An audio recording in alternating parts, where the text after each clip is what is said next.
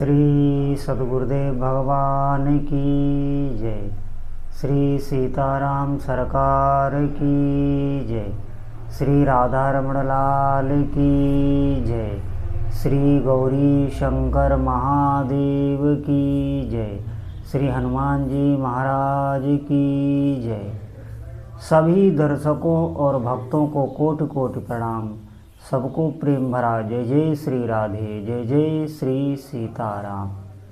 सभी भक्त बहुत ध्यान से सुनेंगे, बहुत ही आवश्यक सत्संग है। निश्चित ये हमारे जीवन में जो संशय बने हुए हैं, जो संकट बने हुए हैं, हम साधना कर रहे हैं फिर भी हम विकारों से घिरे हुए हैं।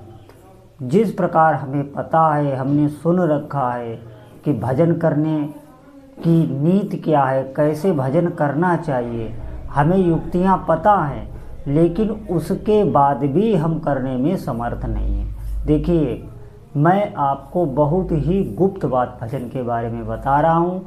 बहुत ध्यानपूर्वक आप सुनना, बहुत शोध की हुई। जिन साधकों को भजन करते समय उनका चित्त, उनका मन बहुत चलायमान है, बार बार कामनाओं की तरफ ले जाता है, भजन से उठाता है, या भजन में वो लगातार नहीं बैठ सकते। एक तो ऐसे साधक, और एक दूसरे साधक वो हैं जिनको भजन करते समय बहुत ही प्रमाद, बहुत ही आलस्य, बहुत ही निद्रा सताती है। उनके लिए, इन दोनों प्रकार के साधकों के लिए बहुत आवश्यक है।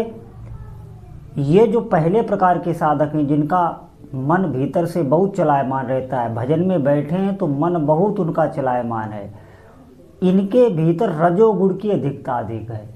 इसीलिए ऐसे साधकों को बहुत ही सावधान रहना चाहिए। उन्हें भजन के साथ में सेवा भी जोड़नी चाहिए। सेवा करते करते वो भजन करें। कोई भी कार्य हो उसको वो सेवा बना ले। जैसे अगर घर गृहस्थी का भी कार्य है, आप वही करें। मैं आपको कार्य नहीं बदलना बता रहा हूँ, उसी कार्य को आपको सेवा बनानी पड़ेगी। भाव से सोचना होगा, ये मैं क्यों कर रहा हूँ। अगर आपका कैसा भी भाव ना बने, जैसे भगवान का भाव बनना बहुत कठिन हो जाता है, तो आपको ऐसे भाव बनाना है, घर का ही कार्य है, ये मैं क्यों कर रहा हूँ। पूर्व जन्म से मुझे ये शरीर भगवान ने दिया, इस शरीर पर मेरा अधिकार नहीं, ये परिवार मुझे मिला, ये प्रभु ने ही मुझे दिया, जो स्थान दिया वो प्रभु ने ही दिया।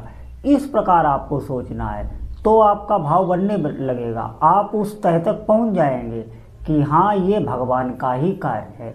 ऐसे आपको सोचना होगा।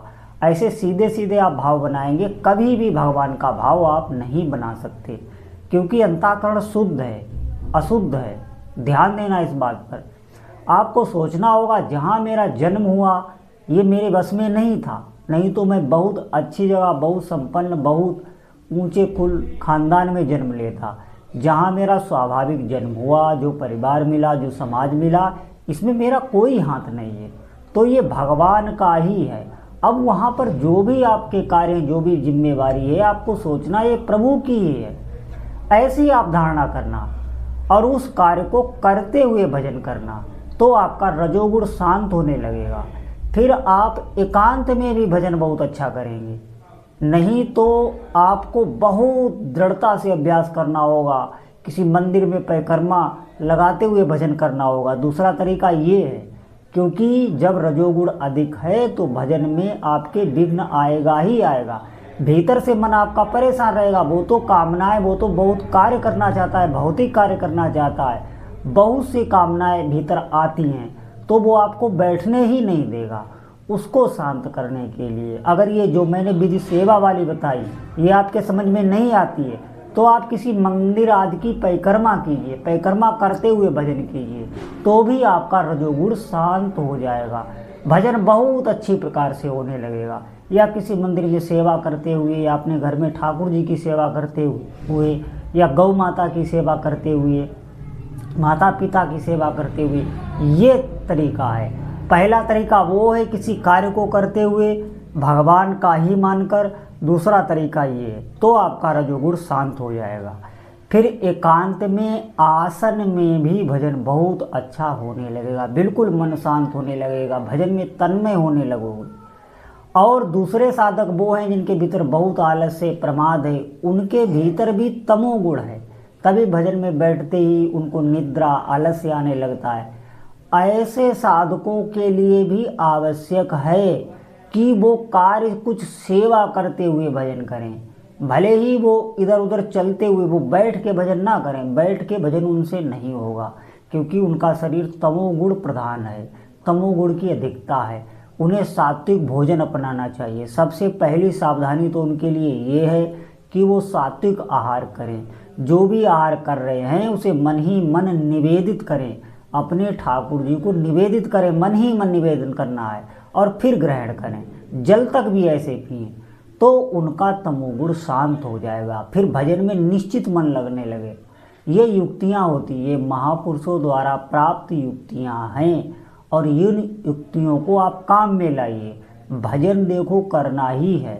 अगर ये कुछ भी नहीं हो रहा है आपसे, तो फिर आपको बोल बोल के मैंने जो बताया वो नाम जप करना है, ये दोनों शांत कर देता है।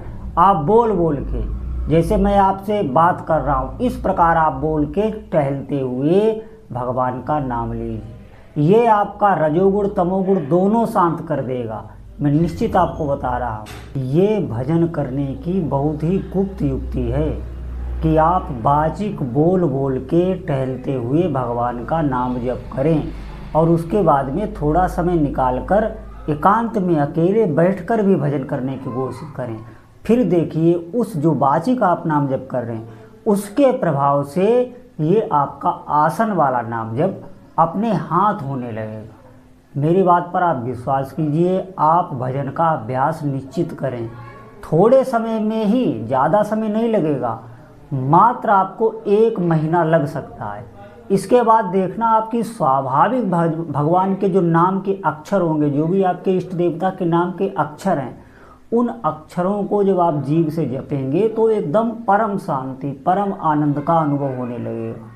कोई कितना भी आपको कष्ट देने की कोशिश करे, कोई कैसी भी बिल्कुल निर्भय स्थिति में वो साधक रहने लगता है। आप थोड़ा अभ्यास तो करें, आप थोड़े दिन नाम जप अवश्य चलाएं, चलाना आपको है। थोड़े दिन आपको खूब मेहनत करके चलाना है। देखिए सांसारिक कार्यों को करने में जहाँ हमारी रुचि है, जहाँ हमारी महत्वाकांक्षा है, महत्वाकांक्षा का मतलब है हमने अपने जीवन का उद्देश्य बना रखा है कि इन जगहों से हमें सुख मिलता है, इसलिए हमारी वहाँ पर बहुत महत्वबुद्धि बनी हुई है। जो जीवन की मान्यताएं हैं, जो सभी लोगों की मान्यताएं बैठी हुई हैं कि धन में, संसार में ऐसी ऐसी जगह से सुख मिलता है, देखना आप हर व्यक्ति वहीं दौड़ रहा है, तो वहाँ हमारी स्वाभाविक ही एक धारणा बनी हुई है। तो देखिए उन कार्यों को करने के लिए हमारे भीतर अगर प्रमाद है भी तो आप देखना तो तत्काल नष्ट हो जाता है। हमारे भीतर रजोगुण है भी तो एकदम हम एकाग्र हो जाते हैं। क्यों? क्योंकि उसकी हमारे भीतर अभिलाषा बैठी हुई है। भगवान के प्रति, भजन के प्रति, अपने इष्ट देवता के प्रति हमारी भी अभिलाषा नहीं है। हम जो भी कर रहे हैं वो कर रहे हैं, हमने सुना है, हमने पढ़ा है, लेकिन हमारा भी भाव नहीं बना है। इसका एक कारण है, सिर्फ हमारा अभी अंतःकरण दूषित है। इस बात को समझना होगा। आप भजन कीजिए, तीनों शरीरों को पवित्र करने वाला एकमात्र भगवान का नाम है। स्थूल शरीर, सूक्ष्म शरीर, कारण शरीर। देखिए ये हमारा जो बाहरी शरीर है ये भिन्न भिन्न कार्यों में लगे रहने की कोशिश करता है, बहुत कुछ देखना चाहता है, बहुत कुछ सुनना चाहता है। इसका आपने कभी प्रधान कारण जाना है?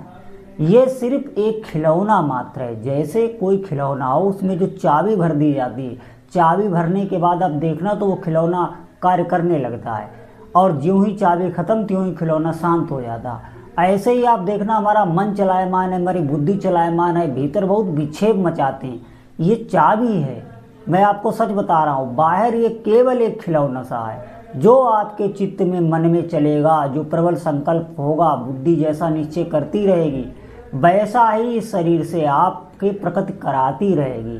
हमें ये भेदना है, हमें इससे पार जाना है। निश्चित मानिए हमें इस अंतःकरण पर विजय प्राप्त करनी है, और उसका मात्र एक कारण है भगवत भजन।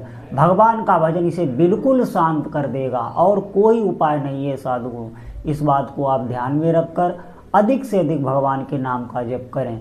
ज्यों ही जप करेंगे आपके भीतर शीतलता आने लगेगी। ये जो अभी चित्त चलायमान है ये बिल्कुल शांत होने लगेगा। आप मैंने जो युक्तियाँ बताई इन युक्तियों को अपने कार्य में लें और अधिक से अधिक भगवान के नाम जप करें।